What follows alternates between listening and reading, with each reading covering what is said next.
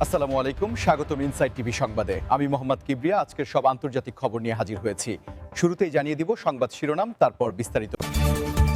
চলতি মাসেই ইউক্রেনের ১২টি বসতি দখলের দাবি করেছে রাশিয়া। যুক্তরাষ্ট্র হামলা চালালে ইরানকে সহায়তার ঘোষণা আফগানিস্তানের। দূরপাল্লার ক্ষেপণাস্ত্র কার্যক্রম ইস্যুতে ইরান ইসরায়েল বিরোধ, মধ্যস্থতায় যুক্তরাষ্ট্র। নিষেধাজ্ঞা তুলে নিলে পারমাণবিক চুক্তিতে সমঝোতায় প্রস্তুত ইরান। পশ্চিম তীরে জমি নিবন্ধন অনুমোদন ইসরায়েলের, বিশ্বজুড়ে ক্ষোভ। আসসালামু আলাইকুম, স্বাগতম জানাচ্ছি ইনসাইড টিভি সংবাদে। আমি মোহাম্মদ কিবরিয়া। এতক্ষণ শুনছিলেন সংবাদ শিরোনাম, এবার বিস্তারিত। রাশিয়ার প্রতিরক্ষা মন্ত্রণালয় একটি বড় ধরনের অগ্রগতির দাবি করেছে। তাদের সর্বশেষ ব্রিফিং অনুযায়ী ইউক্রেনের পূর্বাঞ্চলীয় ফ্রন্টলাইন বা সম্মুখ সমরে তারা উল্লেখযোগ্য সাফল্য পেয়েছে এবং চলতি মাসেই প্রায় ১২টি বসতি বা লোকালয় নিজেদের নিয়ন্ত্রণে নেওয়ার কথা জানিয়েছে। এই দাবিটি এমন এক সময় এলো যখন শীতকালীন আবহাওয়া এবং লজিস্টিক সাপ্লাই চেইন নিয়ে উভয় পক্ষই বেশ চ্যালেঞ্জের মধ্যে রয়েছে। কিন্তু এর মধ্যেও রুশ বাহিনীর এই অগ্রগমন যুদ্ধের মানচিত্রে একটি বড় পরিবর্তনের ইঙ্গিত দিচ্ছে বলে মনে করছেন সামরিক বিশ্লেষকেরা। বিশেষ করে দোনেটস্ক এবং লুহান্স্ক অঞ্চলের কৌশলগতভাবে গুরুত্বপূর্ণ ছোট ছোট গ্রাম ও শহরতলিগুলো দখলের মাধ্যমে তারা মূল সরবরাহ লাইনগুলোকে বিচ্ছিন্ন করার চেষ্টা করছে, যা ইউক্রেনীয় বাহিনীর জন্য প্রতিরক্ষা ব্যবস্থা বজায় রাখা কঠিন করে তুলতে পারে। যদিও কিয়েভের পক্ষ থেকে এখনও এই ১২টি বসতি হারানোর বিষয়ে কোনো আনুষ্ঠানিক বা পূর্ণাঙ্গ স্বীকারোক্তি পাওয়া যায়নি, তবুও আন্তর্জাতিক গণমাধ্যমগুলো স্যাটেলাইট ইমেজ এবং স্থানীয় সূত্র ব্যবহার করে ফ্রন্টলাইনের পরিবর্তনের বিষয়টি যাচাই করার চেষ্টা করছে। যুদ্ধের এই পর্যায়ে এসে ছোট ছোট বসতি দখল করা কেবল ভৌগোলিক বিস্তার নয়, বরং এটি প্রতিপক্ষের মনোবলের উপর চাপ সৃষ্টি করার একটি কৌশল হিসেবেও দেখা হচ্ছে। কারণ প্রতিটি বসতি হাতছাড়া হওয়া মানেই হল ডিফেন্স লাইনকে আরও পেছনে সরিয়ে আনা। অন্যদিকে পশ্চিমা বিশ্ব এই পরিস্থিতির ওপর কড়া নজর রাখছে এবং ইউক্রেনকে সহায়তার প্রবাহ অব্যাহত রাখার জন্য নতুন করে কূটনৈতিক আলোচনা শুরু করেছে। তবে রাশিয়ার এই দাবি যদি সত্য হয়, তবে এটি প্রমাণ করে যে দীর্ঘমেয়াদী সংঘাতের ক্ষেত্রে তাদের রিসোর্স বা জনবলের যোগান এখনও শক্তিশালী অবস্থানে রয়েছে। দর্শকদের এই বিষয়ে কি মতামত? আপনারা কি মনে করেন, এই সংঘাত সহসা কোনো আলোচনার টেবিলে গড়াবে, নাকি মাঠ পর্যায়ের এই দখল পাল্টা দখলের খেলা আরও দীর্ঘায়িত হবে? আফগানিস্তানের অন্তর্বর্তীকালীন সরকার একটি নজিরবিহীন ঘোষণা দিয়েছে, যা আঞ্চলিক সমীকরণে নতুন মেরুকরণের জন্ম দিতে পারে। সম্প্রতি আফগানিস্তানের পক্ষ থেকে স্পষ্টভাবে জানিয়ে দেওয়া হয়েছে যে যদি মার্কিন যুক্তরাষ্ট্র ইরানের ওপর কোনো ধরনের সামরিক হামলা বা আগ্রাসন চালায়, তবে তারা হাত গুটিয়ে বসে থাকবে না, বরং প্রতিবেশী দেশ হিসাবে ইরানকে সব ধরনের সাহায্য প্রদান করবে।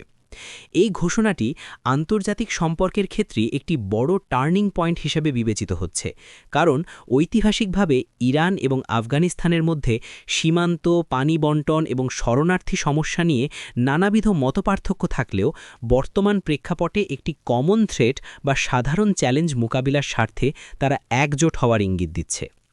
বিশ্লেষকরা মনে করছেন আফগানিস্তানের এই অবস্থান মূলত পশ্চিমা বিশ্বের প্রতি একটি শক্ত বার্তা যে এই অঞ্চলে বাইরের শক্তির হস্তক্ষেপ তারা আর সহজভাবে মেনে নেবে না এবং মুসলিম বিশ্বের দেশগুলোর মধ্যে একটি অলিখিত ঐক্য গড়ে তোলার চেষ্টা চলছে।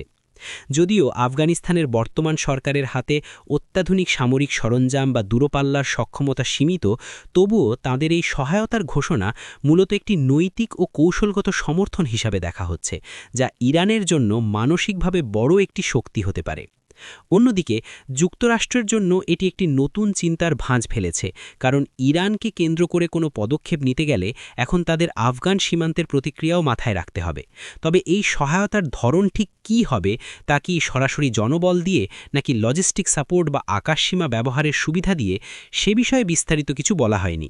কিন্তু এই বক্তব্যের মাধ্যমে এটা পরিষ্কার যে মধ্যপ্রাচ্য ও তার আশেপাশের অঞ্চলে মার্কিন নীতি বাস্তবায়নে এখন আগের চেয়ে অনেক বেশি জটিলতার সৃষ্টি হয়েছে। ইরান এবং ইসরায়েলের মধ্যকার দীর্ঘদিনের বৈরিতা এখন দূরপাল্লার ক্ষেপণাস্ত্র কার্যক্রমকে কেন্দ্র করে এক নতুন মাত্রায় পৌঁছেছে। এবং এই উত্তেজনা প্রশমনে শেষ পর্যন্ত যুক্তরাষ্ট্রকে মধ্যস্থতাকারীর ভূমিকায় অবতীর্ণ হতে হয়েছে। খবর অনুযায়ী ইরান তাদের ব্যালিস্টিক মিসাইল বা দূরপাল্লার ক্ষেপণাস্ত্রের পাল্লা এবং সক্ষমতা ক্রমাগত বৃদ্ধি করছে, যা ইসরায়েলের জাতীয় নিরাপত্তার জন্য সরাসরি হুমকি হিসেবে দেখছে তেল আবিব। অন্যদিকে ইরান বরাবরই দাবি করে আসছে যে তাদের এই ক্ষেপণাস্ত্র কর্মসূচি সম্পূর্ণ আত্মরক্ষামূলক এবং এটি তাদের সার্বভৌম অধিকার, কোনো দেশকে আক্রমণ করার উদ্দেশ্যে নয়। এই পাল্টাপাল্টি অবস্থানের কারণে মধ্যপ্রাচ্যে একটি ছায়াযুদ্ধ বা প্রক্সি কনফ্লিক্ট সবসময় লেগেই থাকে। কিন্তু সাম্প্রতিক সময়ে উভয় পক্ষের বাগযুদ্ধে পরিস্থিতি এমন পর্যায়ে পৌঁছেছে যে সরাসরি সংঘাতের আশঙ্কা তৈরি হয়েছিল।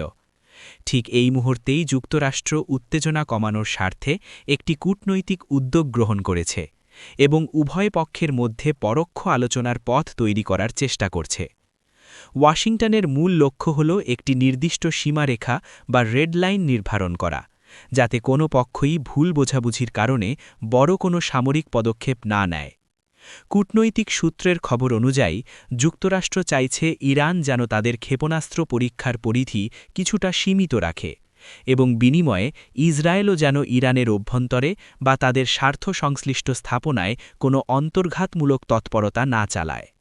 তবে এই মধ্যস্থতা কতটা সফল হবে তা নিয়ে বিশ্লেষকদের মধ্যে মিশ্র প্রতিক্রিয়া রয়েছে, কারণ দুই দেশের মধ্যে আস্থার সংকট অত্যন্ত গভীর। তবুও আন্তর্জাতিক সম্প্রদায় মনে করছে যুক্তরাষ্ট্রের এই হস্তক্ষেপ অন্তত সাময়িকভাবে হলেও বড় কোনো বিপর্যয় এড়াতে সাহায্য করতে পারে।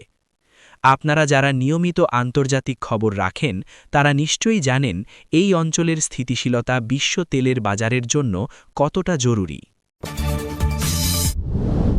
নিষেধাজ্ঞার বেড়াজাল এবং অর্থনৈতিক চাপের মধ্যেও ইরান একটি ইতিবাচক বার্তা দিয়েছে, যা আন্তর্জাতিক কূটনীতিতে নতুন আশার সঞ্চার করেছে। তারা জানিয়েছে যে পশ্চিমা বিশ্ব যদি তাদের উপর আরোপিত কঠোর অর্থনৈতিক নিষেধাজ্ঞাগুলো তুলে নেয়, তবে তারা পারমাণবিক চুক্তিতে বা জেসিপিওএতে ফিরে আসতে এবং সমঝোতায় পৌঁছতে সম্পূর্ণ প্রস্তুত। এই ঘোষণাটি এমন এক সময় এলো যখন ভিয়েনায় আলোচনা বারবার থমকে যাচ্ছিল এবং অনেকেই ভেবেছিলেন যে হয়তো এই চুক্তি আর পুনরুজ্জীবিত করা সম্ভব হবে না। ইরানের নতুন প্রশাসনের পক্ষ থেকে বলা হয়েছে তারা পারমাণবিক কার্যক্রমকে শান্তিপূর্ণ কাজেই ব্যবহার করতে চায় এবং আন্তর্জাতিক আণবিক শক্তি সংস্থা বা আইএই এর নজরদারিতে থাকতে তাদের আপত্তি নেই, কিন্তু এর বিনিময়ে তাদের অর্থনীতিকে শ্বাস ফেলার সুযোগ দিতে হবে। বছরের পর বছর ধরে চলা নিষেধাজ্ঞার কারণে ইরানের সাধারণ মানুষ, স্বাস্থ্য খাত এবং আন্তর্জাতিক বাণিজ্য ব্যাপকভাবে ক্ষতিগ্রস্ত হয়েছে। তাই তেহরান চাইছে একটি সম্মানজনক সমাধান যেখানে তাদের অধিকারও রক্ষিত হবে, আবার নিষেধাজ্ঞাও সরে যাবে। অন্যদিকে আমেরিকা এবং ইউরোপীয় দেশগুলো চাইছে ইরান যেন ইউরেনিয়াম সমৃদ্ধকরণের মাত্রা কমিয়ে আনে এবং তাদের পারমাণবিক কর্মসূচির স্বচ্ছতা নিশ্চিত করে। এখন বল মূলত পশ্চিমা বিশ্বের কোর্টে। তারা কি ইরানের এই প্রস্তাবে সাড়া দিয়ে নিষেধাজ্ঞা শিথিলের পথে হাঁটবে, নাকি তাদের দাবির ব্যাপারে অনড় থাকবে, সেটাই এখন দেখার বিষয়। যদি এই সমঝোতা সফল হয় তবে বিশ্ববাজারে ইরানি তেল আবার পুরোদমে প্রবেশ করবে। ইসরায়েল সরকার সম্প্রতি একটি বিতর্কিত সিদ্ধান্ত অনুমোদন করেছে, যা বিশ্বজুড়ে তীব্র ক্ষোভ ও নিন্দার ঝড় তুলেছে। খবরে প্রকাশ, ইসরায়েল পশ্চিম তীরের বেশ কিছু এলাকায় নতুন করে জমি নিবন্ধনের অনুমোদন দিয়েছে, যা কার্যত ওই এলাকাগুলোর উপর তাদের মালিকানা বা সার্বভৌমত্ব প্রতিষ্ঠার একটি আইনি পদক্ষেপ হিসেবে দেখা হচ্ছে। ফিলিস্তিনি কর্তৃপক্ষ এবং আন্তর্জাতিক মানবাধিকার সংস্থাগুলো এই পদক্ষেপকে আন্তর্জাতিক আইনের সরাসরি লঙ্ঘন বলে অভিহিত করেছে, কারণ পশ্চিম তীরকে আন্তর্জাতিকভাবে ফিলিস্তিনি ভূখণ্ড হিসেবেই বিবেচনা করা হয় এবং সেখানে কোনো ধরনের স্থায়ী স্থাপনা বা আইনি পরিবর্তন আনার অধিকার দখলকারী শক্তির নেই। ইসরায়েলের এই সিদ্ধান্তের ফলে ওই অঞ্চলে বসবাসরত ফিলিস্তিনিদের উচ্ছেদ আতঙ্ক এবং উত্তেজনা আরও বহুগুণ বেড়ে গেছে। ইউরোপীয় ইউনিয়ন, জাতিসংঘ এবং আরব লীগ সহ বিশ্বের বিভিন্ন প্রভাবশালী সংস্থা ও দেশ এই ঘটনার তীব্র নিন্দা জানিয়েছে এবং অবিলম্বে এই সিদ্ধান্ত বাতিলের আহ্বান জানিয়েছে। তারা সতর্ক করে বলেছে যে এ ধরনের পদক্ষেপ দ্বিরাষ্ট্র সমাধান বা টু স্টেট সলিউশনের সম্ভাবনাকে একেবারে নস্যাৎ করে দিতে পারে এবং শান্তি প্রক্রিয়ার কফিনে শেষ পেরেকটি ঠুকে দিতে পারে। কিন্তু ইসরায়েলি সরকার তাদের অবস্থানে অনড় থেকে বলছে এটি প্রশাসনিক প্রয়োজনে করা হচ্ছে, যদিও সমালোচকরা বলছেন এটি মূলত বসতি স্থাপনকারীদের সুবিধা দেওয়ার একটি কৌশল। এই ঘটনাকে কেন্দ্র করে স্থানীয় পর্যায়ে বিক্ষোভ এবং সংঘাতের আশঙ্কাও তৈরি হয়েছে। জমির অধিকার মানুষের মৌলিক অধিকারের সাথে যুক্ত, তাই যখনই এই অধিকার খর্ব করার চেষ্টা হয় তখনই প্রতিবাদের আগুন জ্বলে ওঠে।